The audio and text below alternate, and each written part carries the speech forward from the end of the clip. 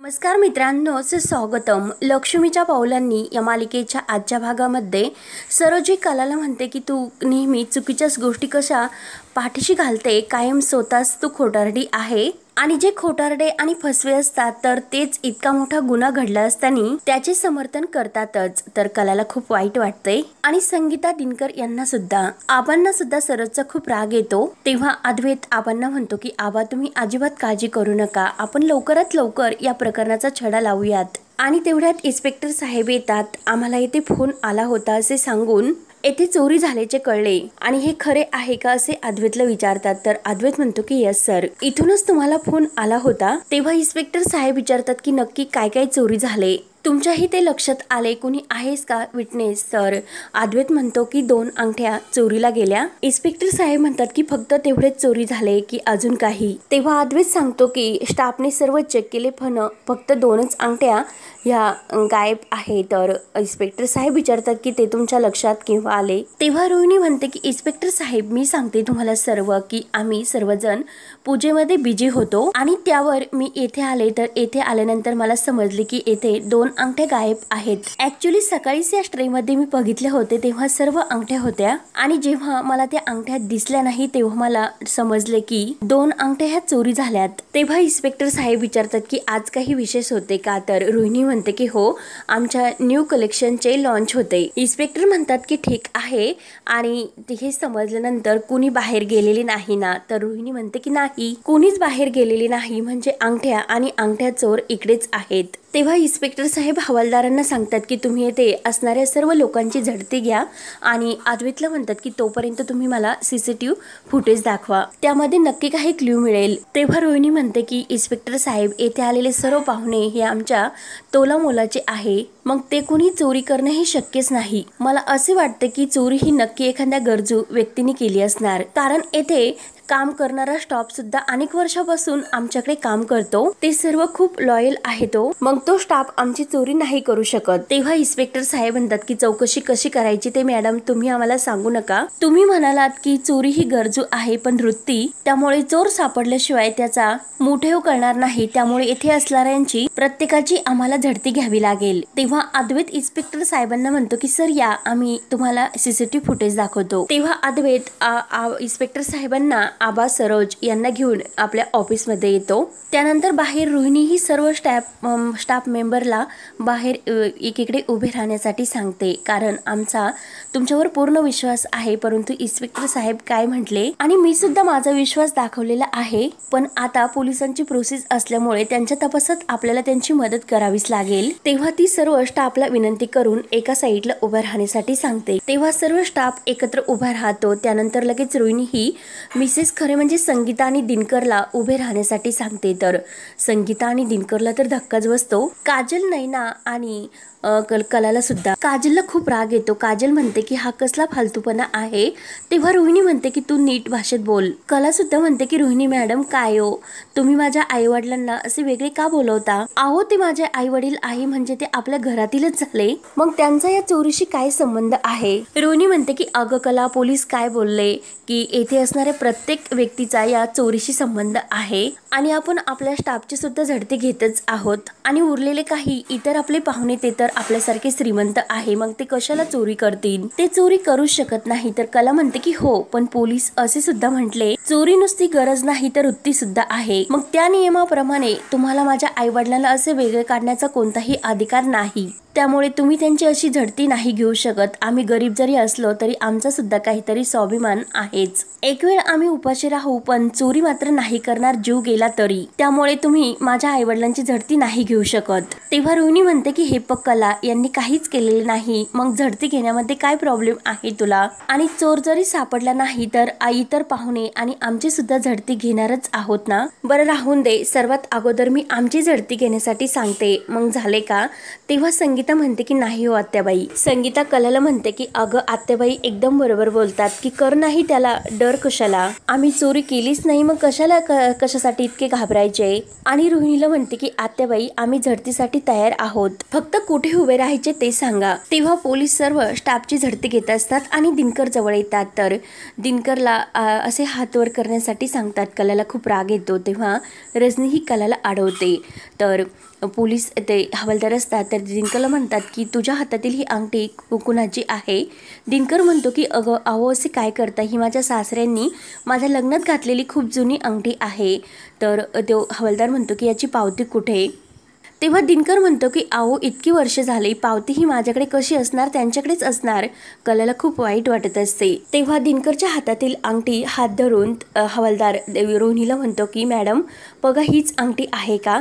तेव्हा रोहिणी दिनकर जवळ येते आणि ती अंगठी बघून ती म्हणते की ही अंगठी नाही. तर हवालदार म्हणतात की नक्की का. रोहिणी म्हणते की हो अहो ही खूप जुनी अंगठी आहे. आमच्या कलेक्शनमधील खूप अशा डायमंड अंगठ्या आहेत. सुपिरियर आहे, हा फक्त सोन्याचा पत्ता दिसतो. तेव्हा त्या हवालदारीन ह्या संगीताजवळ येतात आणि पदर सोड त्याची बॅग उचकतात. तर नैना कला यांना खूप राग येत असतो. परंतु शेवटी संगीताची सुद्धा झडती होते आणि कला ते सर्व बघून घाईने ऑफिसच्या कॅबिनमध्ये येते आणि आबांना म्हणते की आबाओ बाहेर. आणि त्याच वेळेस CCTV फुटेजमध्ये जेव्हा काजलच्या बॅगला त्या अंगठ्या लागलेल्या असतात आणि त्या अंगठ्या खाली पडतात, काजल त्या अंगठ्या उचलते आणि परत त्या ट्रेमध्ये ती ठेवायला लागते. हे सर्व कला बघत असते आणि इतर सर्व कलाला ते सर्व बघून खूप मोठा धक्का बसतो आणि आता सर्वजण काजलवर आरोप करणार असे कलाला वाटते. तेव्हा इन्स्पेक्टर साहेब लगेच म्हणतात की ही मुलगी कोण आहे, तुम्ही हिला ओळखतात का.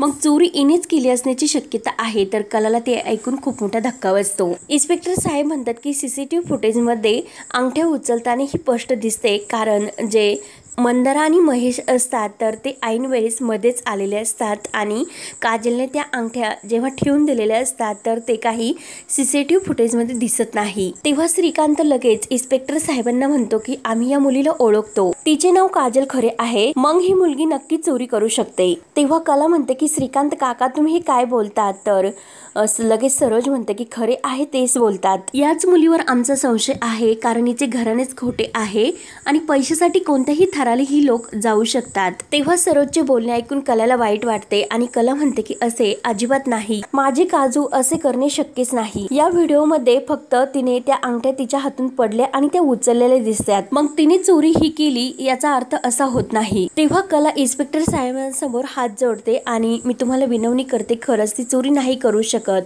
मी तिला लहानपणापासून ओळखते, माझी धाकटी बहीण आहे ती. चोरी सोडा तर चोरीचा विचार सुद्धा तिच्या मनात नाही येऊ शकत. अहो उलट कुणी असे करताना जर तिला समजले आणि दिसले तर तीच त्यासाठी मारामारी करते. तिला चुकीची कोणतीही गोष्ट अजिबात सहन होत नाही आणि ती चोरी करणं हे शक्यच नाही आणि ते सुद्धा आपल्या पिढीवर तर ते शक्यच नाही. आणि कला आबांना म्हणते की आजोबा तुम्ही तरी काहीतरी बोला, बाहेर आई वडिलांची झडती घेतात आणि इथे आतमध्ये हे सर्व माझे घरचे असे का करतील. तेव्हा इन्स्पेक्टर साहेब म्हणतात की हे बघा, तुम्ही जसे म्हणतात तसे तुमच्या बहिणीने केले नसेल तर झडती घेण्यामध्ये काय हरकत आहे, खरं खोटं नक्की कळेल. तेव्हा अद्वैत लगेच इन्स्पेक्टर साहेबांना बाहेर घेऊन येतो. सर्वजण बाहेर येतात आणि त्याच वेळेस त्या हवालदार असतात तर त्या काजल जवळ येतात आणि काजलची झडती घ्यायला लागून तिची टोपी काढण्यासाठी सांगतात. तर काजल म्हणत असते की मी मुळात चोरी केलीच नाही, मग माझी झडती का घेतात.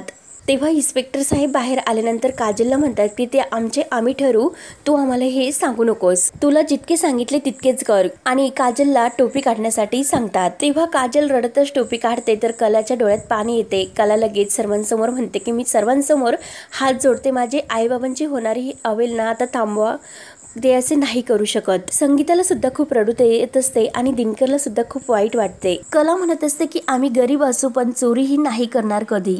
पैसे मिळवण्यासाठी माझे आई वडील रात्रंदिवस मेहनत करतील, पण त्यांनी कधी चोरीचे आमच्यावर संस्कार नाही केलेले. तेव्हा आबा सुद्धा म्हणतात की इन्स्पेक्टर साहेब तुमचा नक्की काहीतरी गैरसमज झाला, खरे आमचे व्याही आहेत, ते अशी चोरी नाही करू शकणार. तेव्हा नैना सुद्धा म्हणते की हो इन्स्पेक्टर साहेब, ते माझे आई बाबा आणि बहीण आहेत, माझा त्यांच्यावर पूर्ण विश्वास आहे, ते चोरी नाही करू शकत. स्वतःच्याच मुलीचे सासरी ते कशी चोरी करणार हो. तेव्हा सरोज म्हणते की जे लोक हे लग्नामध्ये सुद्धा मुलगी बदलू शकतात, मग ते चोरी का करू शकत नाही. तेव्हा संगीताला सुद्धा खूप वाईट वाटते आणि कलाला सुद्धा. तर श्रीकांत काका म्हणतात की इन्स्पेक्टर साहेब आपल्याकडे धडधडीत पुरावे आहे, मग नक्की ह्याच मुलीने चोरी केली, मग कशासाठी? आपला वेळ आपण फुकट घालवतो. तर ते ऐकून संगीता, काजल, कला यांना तर खूपच धक्का बसतो. तेव्हा काजल रडतच म्हणते की ताई, अगं कसली सीसीटीव्ही फुटेज? अगं तू सांग, मी त्याची शपथ घ्यायला तयार आहे, पण मी चोरी नाही केलेली. तेव्हा श्रीकांत रागाने म्हणतो की ए मुली गप्प बस, सीसीटीव्ही फुटेज कधीही खोटं नाही बोलू शकत. त्याच्यात धडधडीत दिसते की तूच अंगठ्या घेतल्या म्हणून. तेव्हा रोहिणी लगेच म्हणते की इन्स्पेक्टर साहेब, याच काजलने चोरी केलेली असणार, कारण हिची वृत्ती अगोदरच गुंड आहे. अरे रावी, मारामारी, चोरी तर यापुढची पायरी. गुन्हेगाराला काय एक गुन्हा काय 10 गुन्हे काय, सर्व काही सारखेच असतात. तेव्हा काजल रडत म्हणते की ताई, हे काय बोलतात? खरंच मी असे काही केलेले नाही. आपला फक्त धक्का लागला आणि त्यात त्या अंगठ्या खाली पडल्या. मी फक्त त्या अंगठ्या उचलल्या आणि वर ठेवल्या. आपण काही केलेले नाही. मी चोरी नाही केली हे सांगा. आणि ताई, मी खरंच चोरी नाही केली. काजल खूप रडत असते आणि संगीता सुद्धा हात जोडून खूप रडत असते. तेव्हा कला रडतच म्हणते की गुंड्या, मला माहिती आहे तू काहीच चुकीचं नाही करू शकणार. मी आहे ना, मी तुझ्या केसांना सुद्धा धक्का नाही लागून देणार. सोहमला सुद्धा काजलची खूप असा संशय घेतल्याने वाईट वाटते आणि तो म्हणतो की इन्स्पेक्टर साहेब, मला असे वाटते की अंगठ्या येथेच कुठेतरी सापडतील. आपण पुन्हा एकदा ऑफिसची झडती घेऊयात. मी ओळखतो काजलला, काजल असे नाही करू शकत. तर श्रीकाका रागाने म्हणतात, सोहम गप्प बस, मला तुझ्यावर ओरडायला लावू नकोस, कारण आपण या फालतू माणसाची बाजू नाही घ्यायची. तुझ्या चित्रामध्ये जे रंग असतात तर ते खरे दिसतात, परंतु खऱ्या जगामध्ये मात्र जे रंग असतात तर ते दाखवायचे वेगळे असतात. उधळायचे रंग हे वेगळे असतात. तुला जग हे चांगले माहित नाही, त्यामुळे तू गप्पच राहा. तर कला म्हणते की एक मिनिट, सीसीटीव्ही फुटेजमध्ये फक्त काजलकडून अंगठ्या खाली पडल्या आणि त्या अंगठ्या तिने उचलून परत ट्रेमध्ये ठेवल्या इतकेच दिसते. याचा अर्थ तिने अंगठ्या घेतल्या ही सिद्ध होत नाही. श्रीकांत सर, आम्ही तुमच्या इतके श्रीमंत नाही, परंतु आम्हाला सुद्धा आमचा स्वाभिमान आहे, त्यामुळे तुम्ही माझ्या बहिणीवर वाटेल तसे आरोप नाही करू शकत. तेव्हा सरोज म्हणते की ए मुली, तुझ्या बहिणीला जर त्या अंगठ्या खाली सापडल्या होत्या, मग तिने त्या अंगठ्या उचलून स्टाफकडे का दिल्या नाहीत? तिने त्या अंगठ्या स्टाफकडे नाही दिल्या म्हणून असे होते की तिनेच नक्की हातचलाकीने त्या अंगठ्या चोरलेल्या.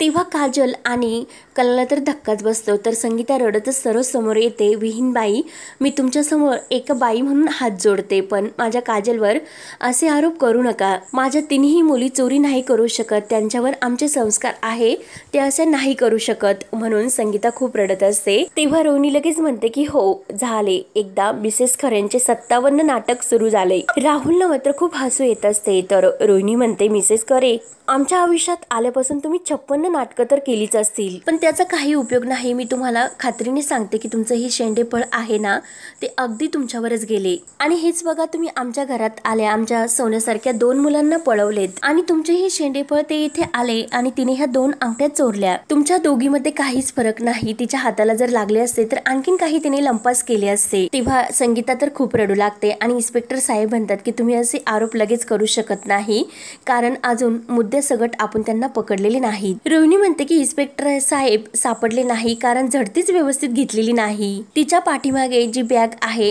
तर मला खात्री आहे की त्या दोन्ही अंगठ्या याच्याच बॅग मध्ये सापडतील. तेव्हा काजल खूप रडत असते आणि नाही म्हणत असते. तर इन्स्पेक्टर साहेब हवालदारांना काजलच्या बॅगची झडती घेण्यासाठी सांगतात. तेव्हा काजल रडतच आपली बॅग देते.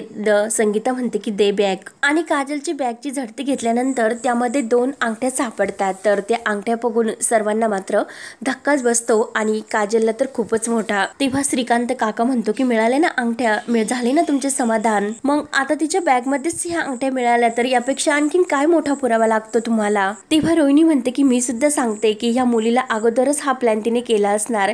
तिला माहिती होते की तिला चांदेकरांच्या घरी यायचे, म्हणजे येथे कलेक्शन मध्ये, आणि नक्की तिने हे सर्व अगोदरच ठरवलेले असणार. मग त्याशिवाय ती असे नाही करू शकत, म्हणून तिने असे केले आणि तिच्या हाताशी फक्त 2च अंगठ्या आल्या. आणि आबांना म्हणते की डॅड, मला असे वाटते की कला आणि नैना या दोघींना सुद्धा हा प्लॅन अगोदरच माहिती असेल, म्हणून मगाशी कलाच म्हणत होती की चोरी कोणीही केलेली असो, आपण वस्तू घेऊयात आणि त्या चोराला सोडून देऊयात, म्हणून कला मुद्दाम असेच म्हटले असेल. इनफॅक्ट तिने तर खूप मोठे भाषण दिले आणि काजल समोर तर ढाल बनून उभी राहिली होती. तिला वाटले असेल की ही चोरी पचेल, परंतु चोरी पचत नाही, म्हणून तिला असे वाटले असेल. चोराला सोडवण्याची भाषा सुरू केली आणि कधी नव्हे ही नैनाने सुद्धा हिच्या बहिणीची बाजू घ्यायला सुरुवात केली. होला हो म्हणायला सुरुवात केली. केली म्हणजे नक्की या दोघी मिळालेल्या आहेत. खरंच काय प्लॅन आहे? एक से भले एक से भले दो.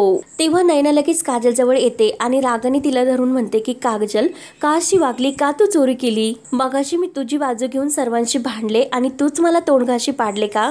तुझ्यामुळे मला काय काय ऐकून घ्यायला लागते हे तुला कळते का? म्हणून नैना ही काजलवर खूप ओरडते. तेव्हा कला पुढे येते आणि नैनाताई, काय ग, काय बोलतेस? हे तुला तरी कळते का? आपली काजू चोरी करू शकते यावर तुझा विश्वास कसा बसू शकतो? तेव्हा श्रीकांत काका म्हणतो की बाद झाले तुमचा हा तमाशा. आणि इन्स्पेक्टर साहेबांना म्हणतो की फक्त काजल खरे नाही परंतु सर्व खरे कुटुंबाला तुम्ही अटक करा. सर्व कुटुंबाचे कुटुंब चोर आहे. ते ऐकून खरे कुटुंबाला खूप वाईट वाटते आणि कलाला तर धक्का बसतो. तर हा भाग येथे संपतो. पुढील भागामध्ये हे काजलला घेऊन जातात तर संगीता खूप रडत असते. त्यानंतर सर्वजण हे पोलीस स्टेशनला येतात तर कला ही अद्वैतला सर्वांसमोर म्हणत असते की येथे पोलीस माझ्या बहिणीची चौकशी करतात आणि तुला त्याचा काहीच फरक पडत नाही ना? तर सरोज म्हणते जे काही करायचे होते ते तुझ्या बहिणीने केले, मग त्याची शिक्षा ही तिलाच मिळायला हवी.